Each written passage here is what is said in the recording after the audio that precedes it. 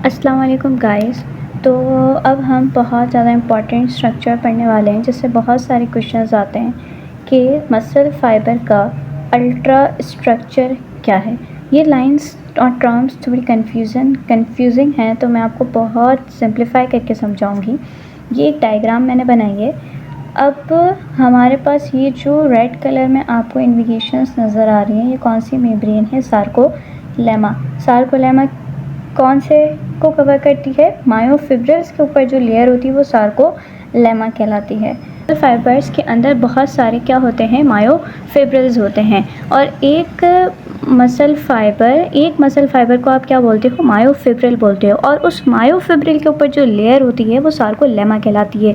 ये आप लाइन बिल्कुल रट लें, क्योंकि मैंने गलत नहीं कहा है, मैंने बिल्कुल सही कहा है कि मायोफिब्रिल्स के ऊपर जो लेयर होती है वो सार्कोलेमा कहलाती है। क्योंकि आप यहाँ देखिए कि हमारे पास बहुत सारे क्या हैं?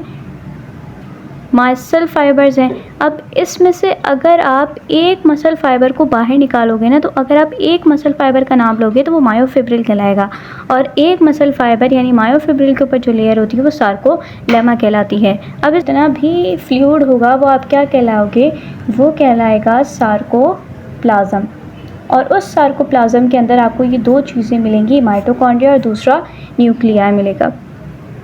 अब क्या है कि ये जो आपका पूरा मायोफिब्रिल है वो क्या करता है? साइनेप्स करता है। साइनेप्स मतलब कनेक्ट होता है।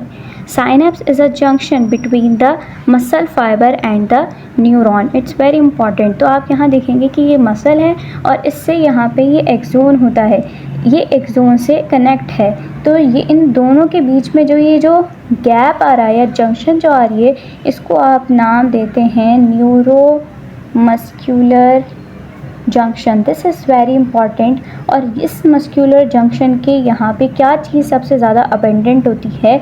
माइटोकॉन्ड्रिया आपको यहाँ बहुत ज़्यादा मिलेंगे। ये लिखा हुआ यहाँ पे कि मायोफिब्रिल कनेक्ट होता है एक्सोन से at a place called the neuromuscular junction, और न्यूरोमस्कुलर जंक्शंस में माइटोकॉन्ड्रिया बहुत ज़्यादा होते हैं। रही बात इस पिक्चर की, तो आप इस पिक्चर को बहुत ज़्यादा अच्छे से पढ़िएगा, क्योंकि लेबलिंग आती है। अगर लेबलिंग आई तो आप फिर फंस नहीं जाना। अब ये देखें, ये वही डायग्राम है जो मैंने आपको बना के दिखाई। ये जो होता है ये साइनेप्टिक ये जो अंदर बने हुए हैं साइनेप्टिक वेसिकल बने हुए हैं, छोटे छोटे माइटोकॉन्ड्रिया है। ये जो साइनेप्टिक वेसिकल है ये रिलीज़ करते हैं एसिटाइल कोलिन। फिर ये एसिटाइल कोलिन इस मसल फाइबर पे जाके अटैच होते हैं, तो यहाँ पे एक्शन पोटेंशियल जनरेट होता है जिससे मसल कॉन्ट्रैक्ट करते हैं।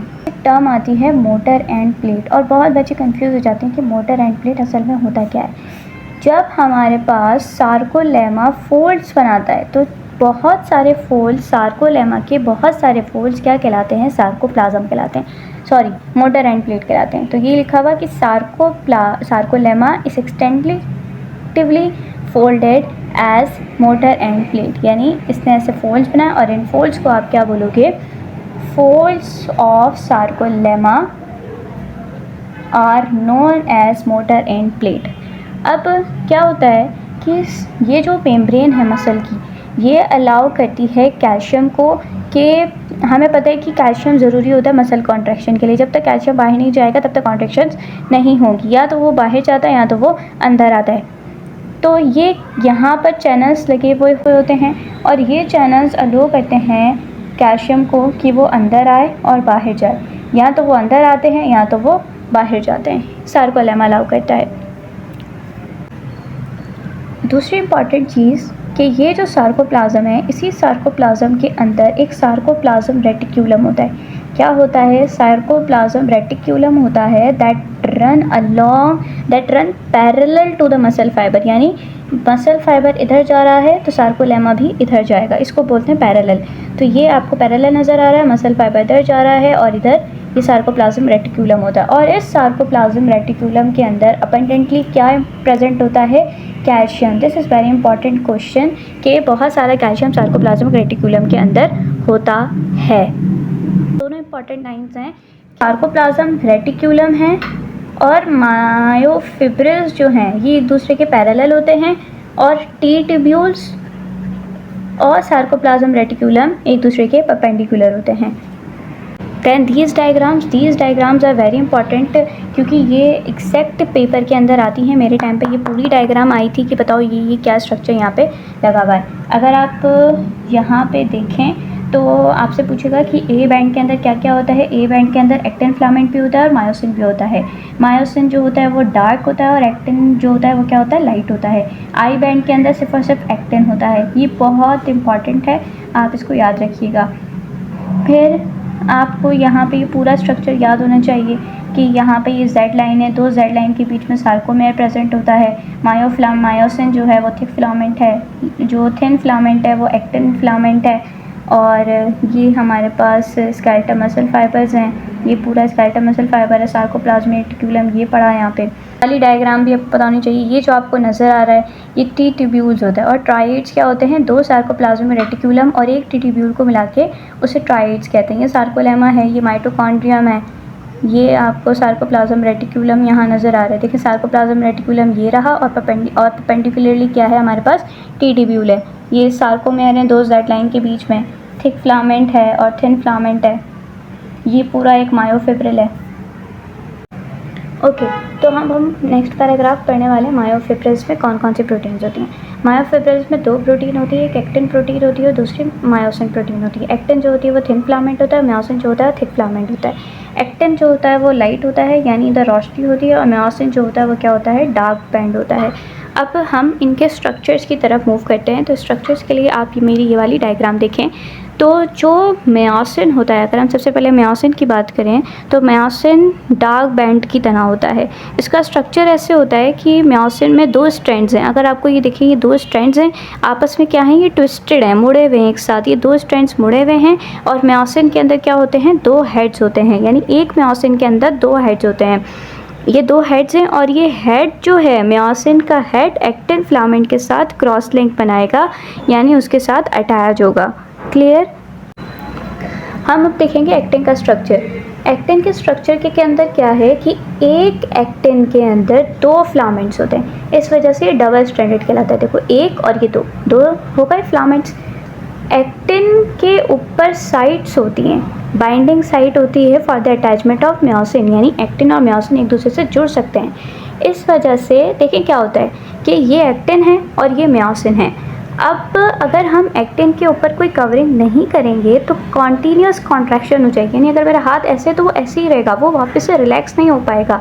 इस वजह से नेचर ने एक्टिन के ऊपर एक कवरिंग चढ़ा दी ताकि मायोसिन उसके साथ बाइंड ना करे। उस कवरिंग को आप क्या बोलते हो, उस कवरिंग को आप बोलते हैं ट्रोपोमायोसिन।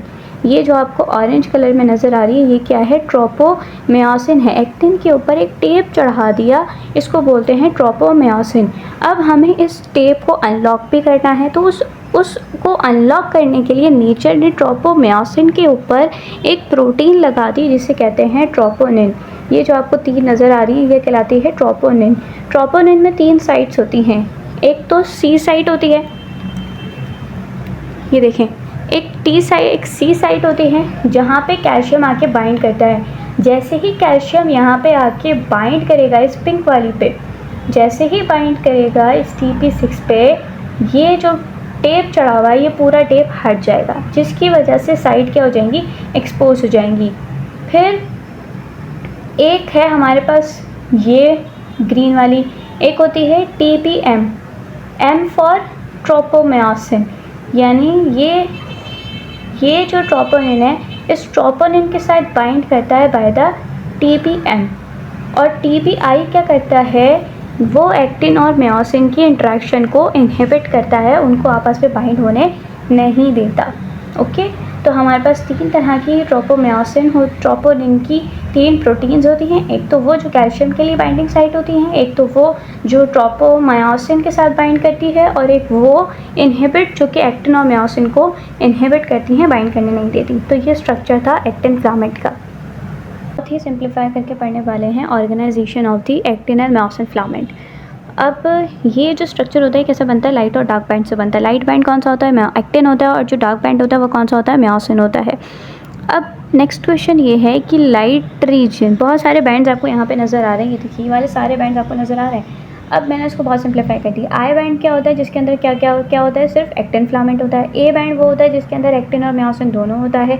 एच जोन जो होता है वो एरिया होता है।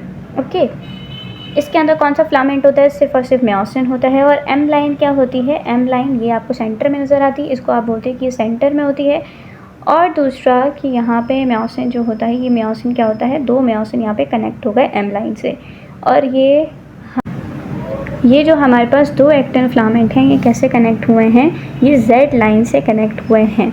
ओके, और ये जो दोनों एक्टिन फिलामेंट जिस रीजन में आ रहे हैं वो क्या कहलाता है, आई बैंड कहलाता है। और दो एक्टिन फिलामेंट के बीच में जेड लाइन होती है।